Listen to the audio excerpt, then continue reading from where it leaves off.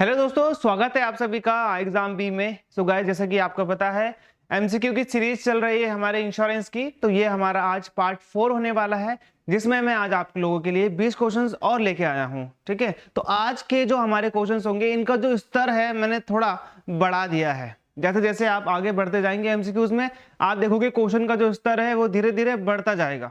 जैसे कि आज के क्वेश्चन में अगर सबसे पहला क्वेश्चन अगर आप देखेंगे तो यहाँ पे देख रहे हो, IGMS is an online consumer complaint registration system. तो ये है बहुत इंपॉर्टेंट कि भाई जो भी इंश्योरेंस एक तरीके से आप ये बोल सकते हैं, मैंने इंश्योरेंस लिया और मुझे कोई कंप्लेन करनी इंश्योरेंस कंपनी के खिलाफ में कि भाई मेरा क्लेम लेट कर दिया, या फिर मेरे को क्लेम में ये नहीं दिया, या फिर क्लेम में ये बोला गया था और मुझे ये नहीं दिया गया। तो यहाँ पे एक क्या है, एक रजिस्ट्रेशन सिस्टम है जो आपकी कंप्लेन को रजिस्टर करेगा, जो कि IRDAI ने बनाया है।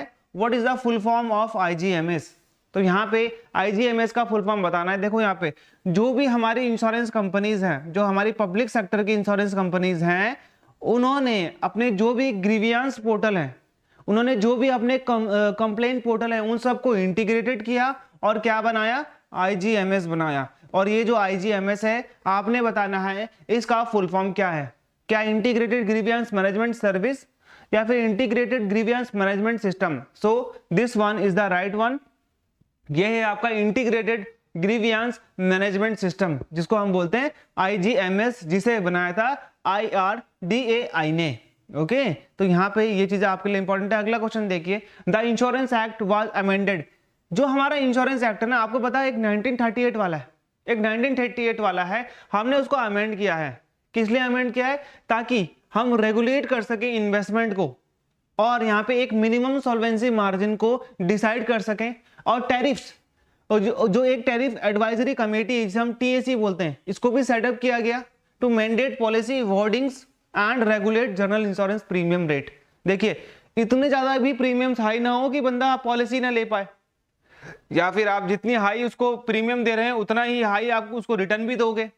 यानी कि मान लो अगर मेरा 1000 है प्रीमियम मंथ का, तो मुझे जो पॉलिसी का जो मुझे एंड ऑफ द टर्म मिलेगा वो मुझे उतना ही मिलेगा जितना मेरे पैसे के हिसाब से। अगर मेरी 10,000 है तो मुझे 10 गुना ही मिलना चाहिए फिर पिछले बार वाले का।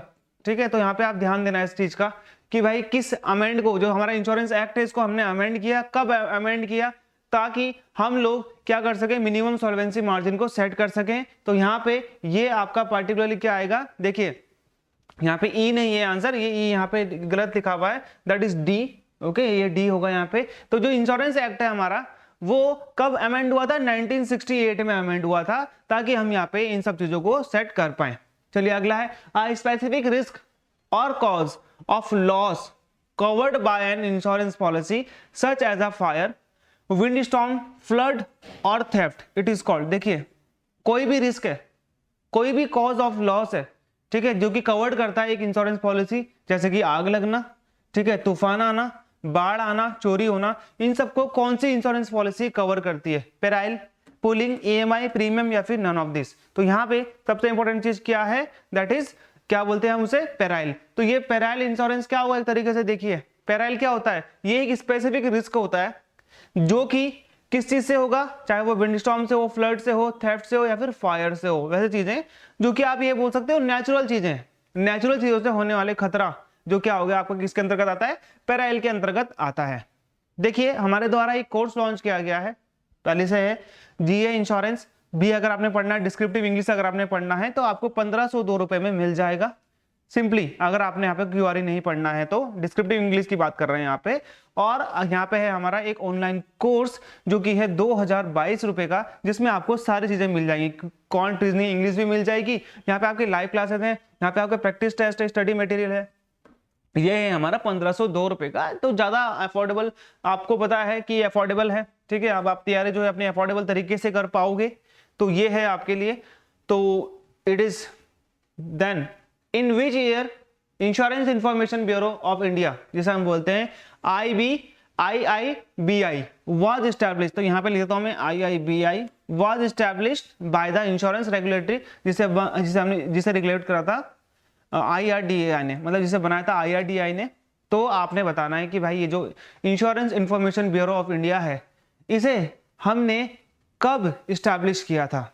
तो यहाँ पे आपका आंसर क्या हो जाएगा, दैट इज डी, जो कि हमारा है 2009। तो ये अभी का है, आप समझ लीजिए, क्योंकि अब आप देखोगे जो IRDI तो खुद ही 199 का है, तो ये कब स्टैब्लिश होगा, तो 10 साल बाद आपने देखा है कि 10 साल बाद इन्होंने किस चीज की स्टैब्लिशमेंट करी है, यहाँ पे किसकी, insurance information bureau of India, IIBI की स्टैब्लिशमेंट करी है IRDI ने।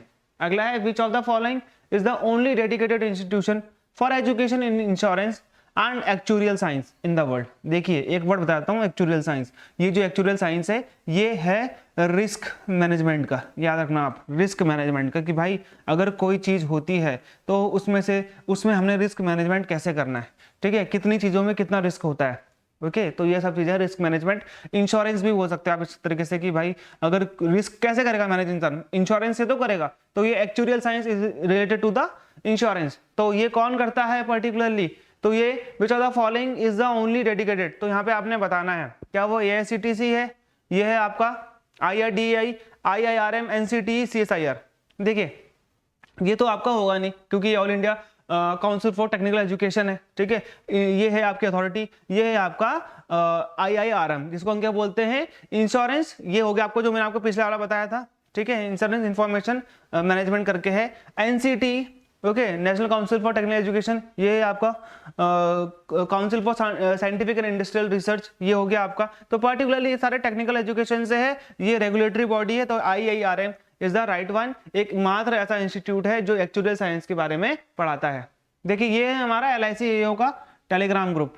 यहाँ पे मैं 7 और 8 बजे यहाँ पे क्या करता हूँ, एक टेस्ट लेता हूँ, जो कि होता है एक आपका 7 बजे फाइनेंशियल मार्केट का, दूसरा होता है यहाँ पे इंश्योरेंस का। दोनों ही आपको 10-10 मार्क्स के डेली क्वेश्चंस मिलेंगे, 10-10 मार्क्स के MCQ क्विज होता है, ये आप ध्यान देना। यहाँ पे मैं यहाँ पे GA के क्विज भी करवाता हूँ, तो यहाँ पे आपने इसके साथ जुड़ना है। यहाँ पे आपको कई इंपॉर्टेंट PDF भी मिलती है जो कि आपके एग्जाम के लिए बहुत ज्यादा इंपॉर्टेंट है।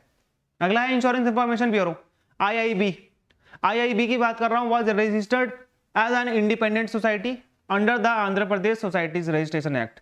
तो आपने बताना है कि जो इंश्योरेंस इंफॉर्मेशन ब्यूरो है, ये स्टैब्लिश किया गया था एज अ इंडिपेंडेंट सोसाइटी, तो ये स्टैब्लिश किया गया था Andhra Pradesh societies registration act. तो ये एक्ट कब हुआ था और ये कब आया था, दैट इज 21 नवंबर 2012 को हमने क्या करा है, इसको स्टैब्लिश किया है।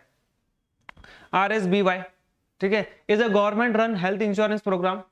तो आपने बताना है, इसलिए मैं आपको फुल फॉर्म नहीं बता रहा हूँ, program for the Indian poors, यानी कि आप देख सकते हो ये गरीब लोगों के लिए ये एक प्रोग्राम है, जिसके तहत what is the meaning of S in RSBY, ठीक है, तो RSBY में S का मतलब क्या होगा, दैट इज स्वास्थ्य, ओके, राष्ट्रीय स्वास्थ्य बीमा योजना, ओके, राष्ट्रीय स्वास्थ्य बीमा योजना। तो आप लोग याद रखना, ऐसे क्वेश्चन पूछे जाते हैं कि भाई आपसे पहले एक स्टेटमेंट दे देगा, फिर आपको बोलेगा कि भाई B क्या होता है, S क्या होता है Y में, ठीक है, मतलब इस पूरे वर्ड में। अगला है insurance information bureau of India, क्या बोलेंगे हम, IIBI, ये एक इंडिपेंडेंट सोसाइटी है जो कि आंध्र प्रदेश सोसाइटीज एक्ट के तहत स्टैब्लिश हुई थी। अभी हमने देखा था 2012 आया था इसका आंसर।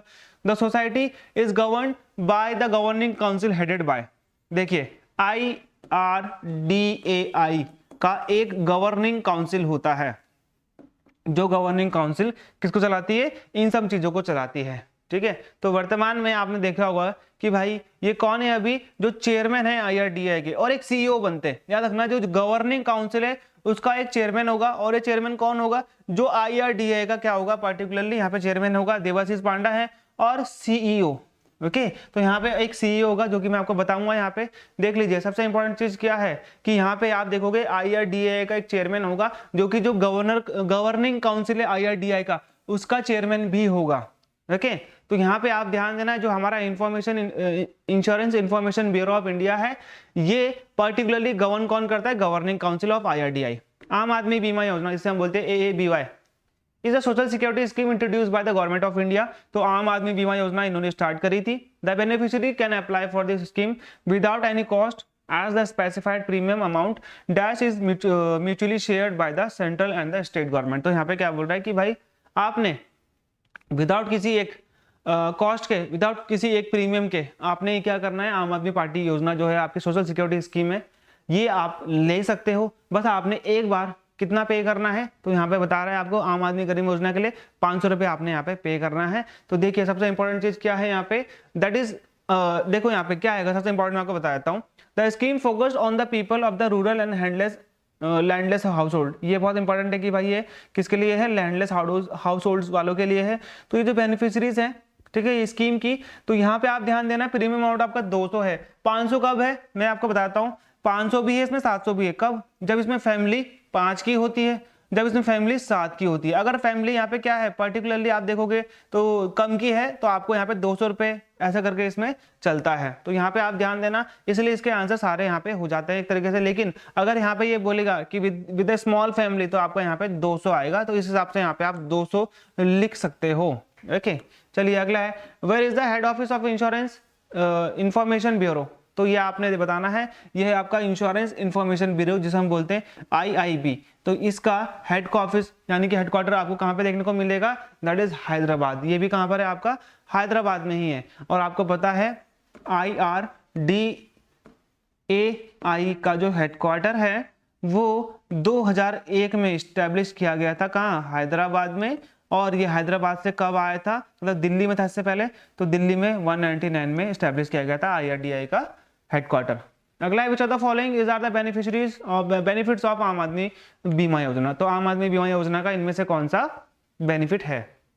तो पर्सन है, अगर उसकी मृत्यु होती है प्राकृतिक तौर पर, तो उसको जो उसके पीछे छुटे हुए लोग उसको 30,000 रुपये मिलेगा। ठीक है, इफ द पर्सन डाइड, ये या फिर वो अपंग हो जाता है पार्शली, ठीक है, तो यहाँ पे क्या हो जाएगा, एक एक्सीडेंट होता है उसका, तो उसको 75,000 मिलेंगे। तो यहाँ पे ये डाइड होता है और permanently incapacitated in an accident, अगर उसकी मृत्यु एक्सीडेंट में होती है तो उसको 75,000 मिलेंगे, या फिर वो अपंग जाता है। या फिर यहाँ पे 7,500 will be given to the nominee और the family member of the policy holder if the person met with permanent partial disability. अगर वो व्यक्ति परमानेंट पार्शियल डिसेबल हो जाता है, उसके पास अब काम नहीं कर पाएगा, हाथ पैर नहीं चल पा रहे हैं, तो उसके जो भी यहाँ पे नॉमिनी उसने दे रखा होगा उसको 7,500 मिलेंगे। तो ये सारे के सारे यहाँ पे करेक्ट है, तो ये हो जाएगा हमारा आंसर।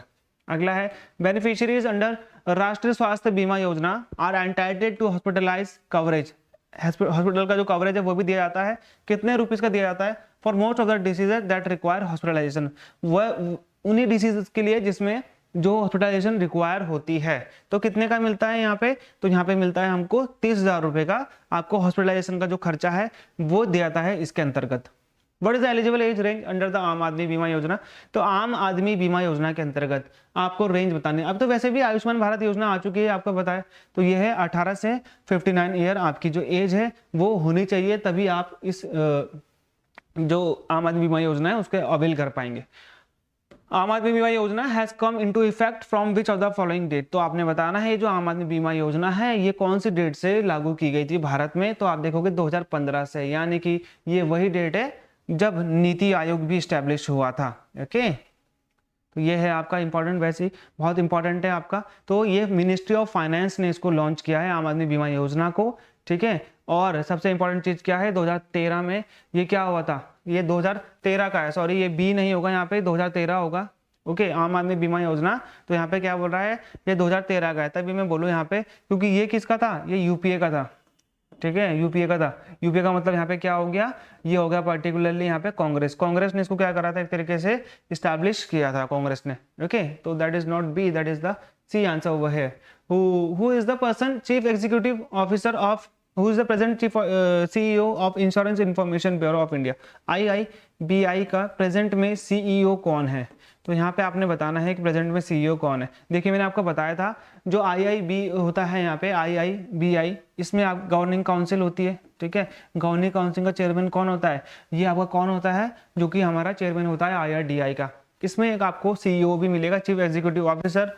तो ये कौन है अभी? अरिंदम दत्ता है। और यहाँ पे आपको बता देता हूँ और भी चीजें हैं कि जो हमारी गवर्निंग काउंसिल है इसमें मिनिमम 9 होने चाहिए और मैक्सिमम यहाँ पे आपके 21 मेंबर्स होने चाहिए। अगला है, विच of the following is the self financing social security and health insurance scheme for Indian workers? देखिए आप खुद इसमें पैसा देंगे, आप इसमें खुद प्रीमियम देंगे, तो ये बहुत इंपॉर्टेंट है और दुनिया की सबसे बड़ी मानी जाती है ये scheme. For the social development. ठीक है, तो अभी तो आप देखोगे और भी चीज़ें आ चुकी हैं। तो यहाँ पे क्या है, तो ये क्या बोला है, employ state institute, employ state international, employ state insurance या फिर एम्प्लॉय स्टेट इंडिया। तो यहाँ पे क्या है आपको पता है, ESIC बोलते हैं ना हम इसको, एम्प्लॉय स्टेट इंश्योरेंस कॉर्पोरेशन। ठीक है, तो ये कब स्टैब्लिश हुआ था, 1948 के एक्ट से स्टैब्लिश हुआ था। अगला है, the insurance ombudsman was created by the individual policy holder to have their complaints settle out the court. आपके कुछ जो भी आपके डिस्प्यूट्स हैं वो आप कोर्ट के बाहर सुलझाइए, कॉस्ट इफेक्टिव रहेगा, इतना पैसा नहीं लगेगा, इतना टाइम नहीं लगेगा। तो यहाँ पे आपने बताना है कि जो इंश्योरेंस ओम्बुड्समैन है, ठीक है, तो ये इंडिविजुअल पॉलिसी होल्डर के लिए ताकि बनाया गया है। तो आपने ये किसने बनाया है, पहली बात तो यहाँ पे सबसे इंपॉर्टेंट चीज़ क्या है, जो इंश्योरेंस ओम्बुड्समैन है ये गवर्नमेंट ऑफ इंडिया ने बनाया है, ताकि भाई जो भी कोई पॉलिसी होल्डर है वो एफिशिएंट तरीके से, और उसका जो कम पैसा लगे, ठीक है, तो कम पैसा लगना चाहिए उसका कोर्ट के बाहर। कोर्ट में जाओगे तो वकील करोगे, बहुत टाइम भी लगेगा। Employ state insurance scheme ESIC inaugurated by the former prime minister Pandit Jawaharlal Nehru in which of the following city. तो कहाँ पे इसको लॉन्च किया था, बहुत इंपॉर्टेंट है ये, कई बार आता है एग्जाम में, क्योंकि इसको जवाहरलाल नेहरू ने क्या कराया यहाँ पे, एक तरीके से इसको लॉन्च किया, तो कानपुर में लॉन्च कराया था। और इसके जो पहले डायरेक्टर जनरल बने थे वो बने थे राजेंद्र कुमार। ये तो अभी पर्टिकुलर होंगे, ठीक है। ये है हमारे फर्स्ट डायरेक्टर कौन है, ये है डॉक्टर CL कत्याल, और ये जो है प्रेजेंट में राजेंद्र कुमार। ओके, तो यहाँ पे कब इन्होंने लॉन्च किया था, 24 फरवरी 1952 को लॉन्च किया था। There are at present how many, मैंने यहाँ पे हाउ मेनी बोल दिया, ये डैश है, insurance ombudsman in different location and any person who has grievance against an insurer. अगर आपका कोई कंप्लेंट है, आपकी कोई कंप्लेंट है अपने इंश्योरर के प्रति, तो आप क्या कर सकते हैं, आप कंप्लेन कर सकते हैं। तो ओम्बुड्समैन में ओम्बुड्समैन होता है जो लोकपाल होता है एक तरीके से, आप उसमें कंप्लेन कर सकते हैं। तो भारत में टोटल कितने ओम्बुड्समैन है, तो ये आपने बताना है। तो टोटल कितने हैं यहाँ पे, 17 है। ओके, तो 17 ओम्बुड्समैन आपको देखने को मिलेंगे। और लास्ट में एक अंत क्वेश्चन है, the employ state insurance scheme was inaugurated on. तो यही आपको अभी मैं बता चुका हूँ। बिना देखे आप लोगों ने इसका कमेंट करना है, सो दैट मैं यहाँ पे देखूं कि कितने बच्चे ये वीडियो देखते हैं, कितना बच्चे ये वीडियो लास्ट तक देखते हैं। अगर कोई चीज़ मैं कर रहा हूँ बच्चों के लिए कर रहा हूँ, इससे फायदा होता है, ठीक है, बच्चों को, तो बच्चों आपका भी यहाँ पे क्या होता है एक तरीके से, एक अगर आप लोग भी पर्टिकुलरली कमेंट करते हो तो इससे मोटिवेशन मिलता है, ठीक है, तो पता चलता है कि हाँ बच्चे देख रहे हैं, बच्चों को मिल रहा है ये। ओके, तो यहाँ पे ये चीज़ें हैं, आपने बताना है मुझे इसका आंसर, ठीक है, कमेंट में बताना है और कोशिश करना है कि सही बताना है। तो मिलते हैं हमारे अगली वीडियो में, जो कि हमारा पार्ट 5 होगा। तब तक के लिए गुड बाय।